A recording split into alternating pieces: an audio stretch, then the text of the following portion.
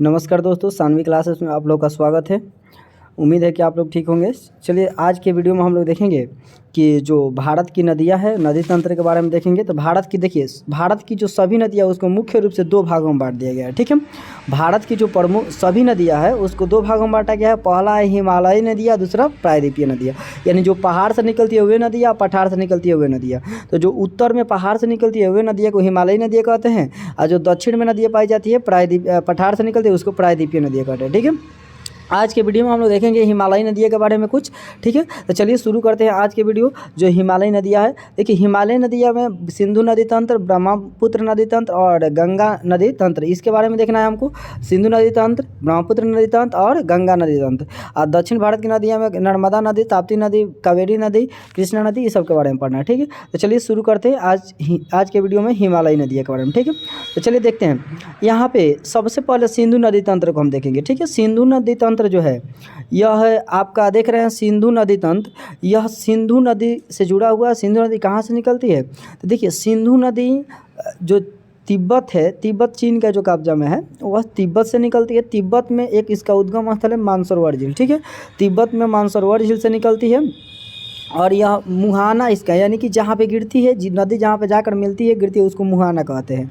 उद्गम मतलब जहाँ से निकलती है, और मुहाना मतलब जहाँ जाकर गिरती है या मिलती है। ठीक है, तो इसका उद्गम स्थल है सिंधु नदी का तिब्बत में, यह मानसरोवर झील से निकलती है। और इसका मुहाना अरब सागर में है, और अरब सागर में यह जाकर गिर जाती है, भारत होते हुए पाकिस्तान होते हुए। ठीक है, ये जो है, ये नदी जो है, इस नदी 3 देश से होकर गुजरती है, चीन, भारत और पाकिस्तान। सिंधु नदी कितने देशों से निकलती है? 3 देश से। याद रखिएगा, सिंधु नदी किस देशों से किस देशों से होकर गुजरती है?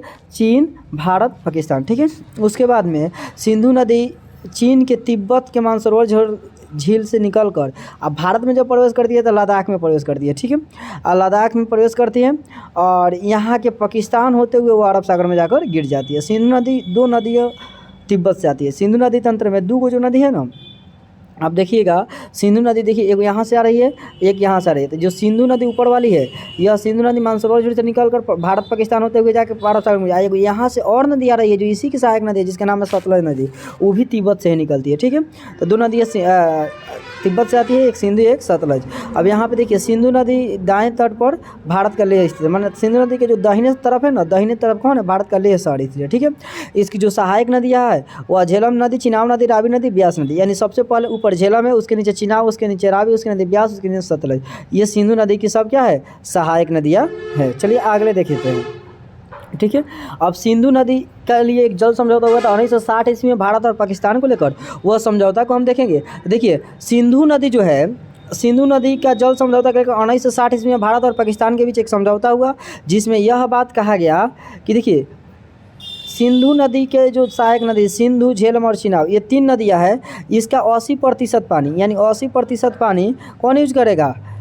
सिंधु नदी, झेलम नदी, चिनाब नदी का 80% पानी पाकिस्तान, और इसका 20% पानी कौन यूज करेगा? भारत। यह सिंधु नदी जल समझौता 1960 में कहा गया कि सिंधु, झेलम, चिनाब, ऊपर की 3 नदियों का पानी कौन यूज करेगा? 80% पाकिस्तान, और 20% इसका कौन यूज करेगा? भारत। वही फिर नीचे की जो 3 नदियाँ हैं, रावी नदी, ब्यास नदी और सतलज नदी, इसको कहा गया कि इसका 80% पानी कौन यूज करेगा? भारत। ठीक है, इंडिया। उसके बाद में इसका 20% पानी कौन यूज करेगा? इसका 20% यूज करेगा पाकिस्तान। ठीक है, ये सिंधु नदी जल समझौता था। सिंधु नदी जल समझौता में कहा गया कि सिंधु नदी, झेलम नदी, चिनाब नदी का 20% पानी भारत यूज करेगा, 80% पानी पाकिस्तान यूज करेगा, जबकि रावी, ब्यास, सतलज नदी के 20% पानी पाकिस्तान यूज करेगा, 80% पानी भारत यूज करेगा। ठीक है, और इस समझौता में भारत के प्रधानमंत्री जवाहरलाल नेहरू और पाकिस्तान के राष्ट्रपति अयूब खान सिग्नेचर किए थे। ठीक है, इस बात को आप लोग याद रखिएगा। चलिए आगे देखते हैं। अगला इसका सबसे बड़ी जो सहायक नदी है सिंधु नदी की, वह चिनाब नदी है, जो कहाँ से निकलती है?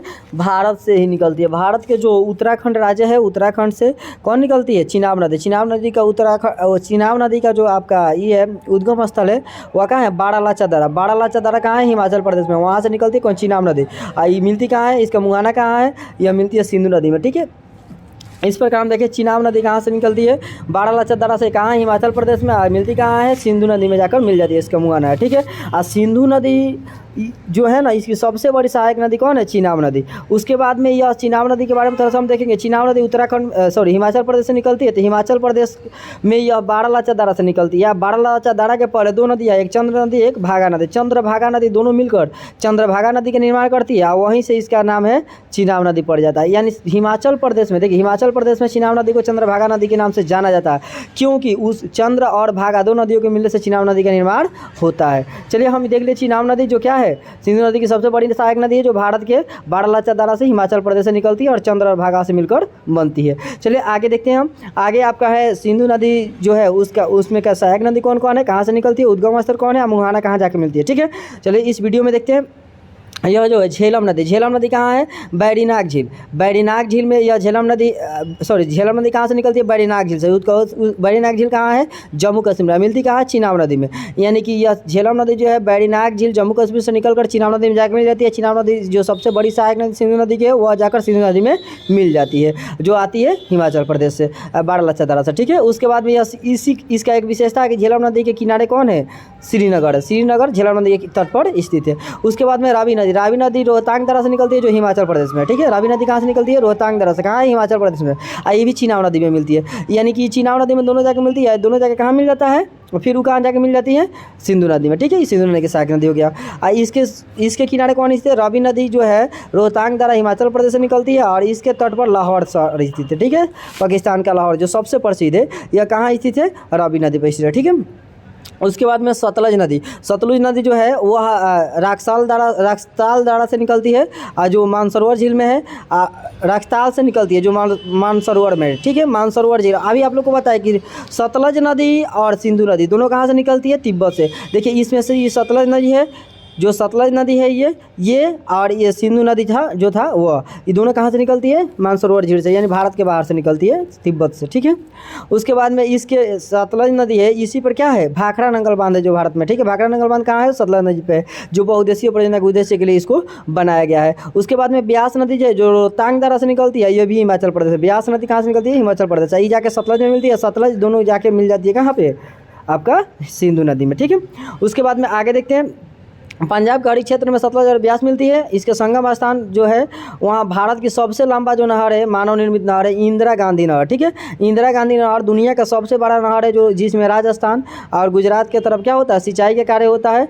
और ये इंदिरा गांधी नहर सबसे विश्व का बड़ा मानव निर्मित नहर है। यह किस पे है? जहाँ पे ब्यास नदी और सतलज नदी मिलती है, वहीं से यह इंदिरा गांधी नहर निकाला जाता है। ठीक है, चलिए आगे देखते हैं। अगला आपका है ब्रह्मपुत्र नदी। ठीक है, उम्मीद है कि आप लोग सिंधु नदी तंत्र समझ रहे होंगे। चलिए ब्रह्मपुत्र नदी देखते हैं। ब्रह्मपुत्र नदी जो है, यह ब्रह्मपुत्र नदी तिब्बत के मानसरोवर झील से निकलती है, जहाँ से कौन निकल रहा था? सिंधु नदी। तो वह पाकिस्तान जाएगा, ये बांग्लादेश की तरफ आएगा। ठीक है, तो ब्रह्मपुत्र नदी कहाँ से निकलती है? तिब्बत के मानसरोवर झील के पास से निकलती है।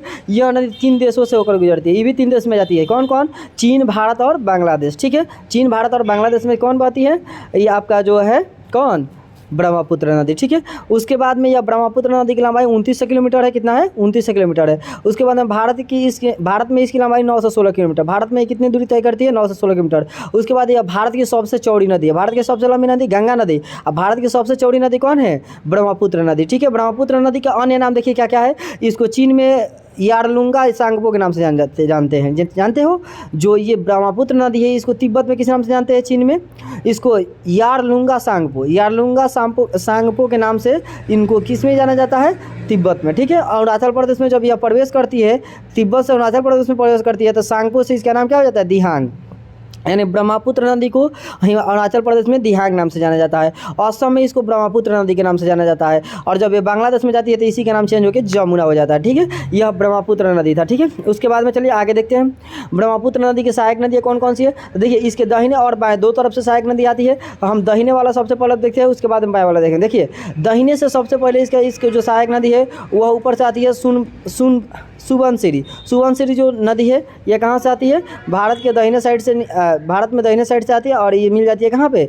ब्रह्मपुत्र नदी में। उसके बाद में मानस नदी है, वह इसके दाहिने से। उसके बाद में संकोच है, उसके बाद में तीस्ता है। यानी कि यह दाहिने साइड से मिलने वाली जो सहायक नदियाँ है, सुबनसिरी, मानस, संकोच और तीस्ता। ठीक है, उसके बाद में बाएं साइड से मिलने वाली जो नदियाँ है, वो है दिबांग, लोहित और धनसिरी और कोपिल नदी। देखिए आप लोगों से कभी कभी क्वेश्चन पूछ देता है, लोहित वाला पूछा है, आपसे पूछेगा कि लोहित नदी जो है वह किसकी सहायक नदी है, तो लोहित यानी खून की नदी किसकी सहायक नदी है, ब्रह्मपुत्र की। दिबांग किसकी सहायक नदी है, ब्रह्मपुत्र की। धनसिरी किसकी सहायक नदी है, ब्रह्मपुत्र की। उसके बाद में दुनिया का सबसे दुनिया का सबसे बड़ा नदी द्वीप माजुली नदी द्वीप किस नदी पे है, दुनिया का सबसे बड़ा नदी द्वीप माजुली जो नदी द्वीप है वह कहाँ है, ब्रह्मपुत्र नदी पर। ठीक है, ब्रह्मपुत्र नदी पर यह नदी द्वीप है और यह इतना बड़ा है कि वहाँ पे असम में, यह असम में माजुली द्वीप कहाँ है, असम में है जो नदी द्वीप है माजुली द्वीप। यह दुनिया का सबसे बड़ा नदी द्वीप है। इसको एक जिला घोषित कर दिया गया। ठीक है, जो ब्रह्मपुत्र नदी के बीच में स्थित माजुली द्वीप है जो असम में है, यह दुनिया का सबसे बड़ा नदी द्वीप है। इसको एक असम में क्या किया गया, माजुली जिला के नाम से घोषित कर दिया गया है। चलिए हम ब्रह्मपुत्र और सिंधु दो नदियों के नाम जाने। अब चलिए इसके बारे में हम थोड़ा सा क्वेश्चन कैसे पूछता है, इस क्वेश्चन को हम देखें कि क्वेश्चन किस टाइप के पूछा है या क्वेश्चन आप लोगों से बन पड़ा है कि नहीं। ठीक है, चलिए देखते हैं। देखो पहला क्वेश्चन हमारा, सिंधु नदी का उद्गम स्थल कौन है, तो सिंधु नदी का उद्गम स्थल कौन है, आप लोगों के पास ऑप्शन दिया है, मानसरोवर झील, राक्सल ताल, बड़ा लच्चा दारा, बोरीनाल। कौन होगा आपका आंसर बताइएगा। देखिए इसका सबसे पहला आंसर मानसरोवर झील से कौन निकलता है, सिंधु नदी। सिंधु नदी कहाँ से निकलती है, मानसरोवर झील से। तो इसका क्वेश्चन आंसर हो जाएगा मानसरोवर झील। उसके बाद में देखिए दूसरा क्वेश्चन है, तिब्बत के मानसरोवर झील से कौन सी नदी निकलती है, यानी तिब्बत के जो मानसरोवर झील है वहाँ से कौन नदी निकलती है। देखिए यहाँ पे दो नदी निकलती है, याद रखना है कौन कौन, सिंधु और सतलज, इधर आएगा ब्रह्मपुत्र। देखिए ऑप्शन है सिंधु नदी, ब्रह्मपुत्र नदी और सतलज नदी। तिब्बत के मानसरोवर झील से तो आप अभी जानते हैं कि कौन कौन निकलता है, सिंधु भी निकलती है, सतलज भी निकलती है और ब्रह्मपुत्र, इनमें से सभी, यानी ऑप्शन डी हो जाएगा इसका राइट आंसर। ठीक है, चलिए अगला क्वेश्चन देखते हैं। सिंधु नदी जल समझौता के अनुसार कौन सी नदी पाकिस्तान द्वारा शासित नहीं है, यानी पाकिस्तान जो उस पानी का यूज नहीं करेगा। तो देखो सिंधु झेलम चिनाब का यूज करेगा, लेकिन रावी नदी जो है इसका नहीं करेगा। ठीक है, तो इस रावी नदी इसका राइट आंसर हो जाएगा। ठीक है, उसके बाद में इसका आंसर हो जाएगा आपका सिंधु नदी जल समझौते के अनुसार कौन सी नदी के पाकिस्तान द्वारा शासित नहीं किया जाएगा, तो रावी नदी का। ठीक है, अगला क्वेश्चन चलिए देखते हैं। अगला क्वेश्चन, सिंधु नदी की सबसे बड़ी सहायक नदी कौन सी है, तो सिंधु नदी की सबसे बड़ी सहायक नदी अभी आप लोग को हम बताया कि चिनाब है। कौन है, चिनाब नदी, यानी ऑप्शन बी हो जाएगा इसका राइट आंसर। ठीक है, चलिए आगे देखते हैं। मानस नदी किस नदी का सहायक नदी है, मानस नदी अभी हम आप लोग को बताया कि ब्रह्मपुत्र नदी का, ऑप्शन बी हो जाएगा सही आंसर इसका।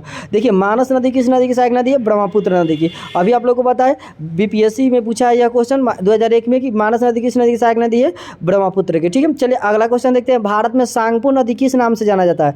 देखिए भारत में सांगपो नदी को किस नाम से जाना जाता है, तो भारत का पूछ रहा है, तो भारत में देखिए सांगपो नदी को ब्रह्मपुत्र नदी के नाम से जानते हैं। सांगपो जो ब्रह्मपुत्र नदी है उसको तिब्बत में जाना जाता है, यही है। सांगपो नदी को भारत में किस नाम से जाना जाता है, कौन नाम से जाना जाता है, ब्रह्मपुत्र। ठीक है, चलिए अगला क्वेश्चन देखते हैं। रावी नदी का उद्गम स्थल कौन सा है, तो रावी नदी कहाँ से निकलती है, अभी आप लोग को हम बताए। देखिए रावी नदी रोहतांग दर्रा, मानसरोवर झील, बड़ा लच्चा दर्रा और चोलामू झील। तो आप लोगों को इसमें कमेंट बॉक्स में इसके आंसर बताना। अभी हम बताएं हम नहीं, देखिए इस क्वेश्चन का आंसर आप लोग को कमेंट में बताना। ठीक है, आप लोग बताइए कि ये जो रावी नदी का उद्गम स्थल कौन होगा, रोहतांग दर्रा होगा, मानसरोवर झील होगा कि बड़ा लच्चा दर्रा होगा। ठीक है, इस क्वेश्चन को आप लोग को बताना है। चलिए अगला क्वेश्चन देखते हैं। अरुणाचल प्रदेश में नहीं बताइएगा तो हम कल फिर इसका वीडियो लाएंगे, नया वाला वीडियो लाएंगे जिसमें गंगा नदी तंत्र होगा, उसमें आप लोग को इस क्वेश्चन को बताएंगे। ठीक है, चलिए अगला क्वेश्चन देखते हैं। अरुणाचल प्रदेश के प्रवेश करने के बाद ये ब्रह्मपुत्र नदी को किस नाम से जाना, जब अरुणाचल प्रदेश में आ जाती है तो इस ब्रह्मपुत्र नदी को किस नाम से, दिहांग। अभी आप लोग को पता है कि सांगपो ऊपर था, आता है अरुणाचल प्रदेश दिहांग, असम में ब्रह्मपुत्र, इधर जाता है कहाँ, बांग्लादेश में तो जमुना नदी। ठीक है, तो ऐसे ये दिहांग हो जाएगा, इसका ऑप्शन ए सही हो जाएगा। ठीक है, उसके बाद में हिमाचल प्रदेश में चंद्रभागा किस नदी को कहते हैं। अब चंद्रभागा अभी पता है, चंद्र और भागा दो नदियों से मिलकर चिनाब नदी को कहते हैं। चिनाब नदी हिमाचल प्रदेश से आती है बड़ा लच्चा दर्रा से, और उसको दो नदी से मिलकर बनती है चंद्र और भागा, इसलिए उसको चंद्रभागा नदी भी वहाँ स्थानीय भाषा में जानते हैं, यानी कि ऑप्शन आपका हो जाएगा चिनाब, ए हो जाएगा। ठीक है, भारत की सबसे बड़ी नदी कौन सी है, तो भारत की सबसे बड़ी नदी पूछ रहा है, ध्यान दीजिएगा। बड़ी नहीं पूछ रहा है, भारत की सबसे चौड़ी नदी कह रहा है, तो चौड़ी अभी आप लोग को पता है कि सबसे चौड़ी ब्रह्मपुत्र हो जाएगा। ठीक है, ऑप्शन यानी बी हो जाएगा। अगला क्वेश्चन आप लोग का देखिएगा।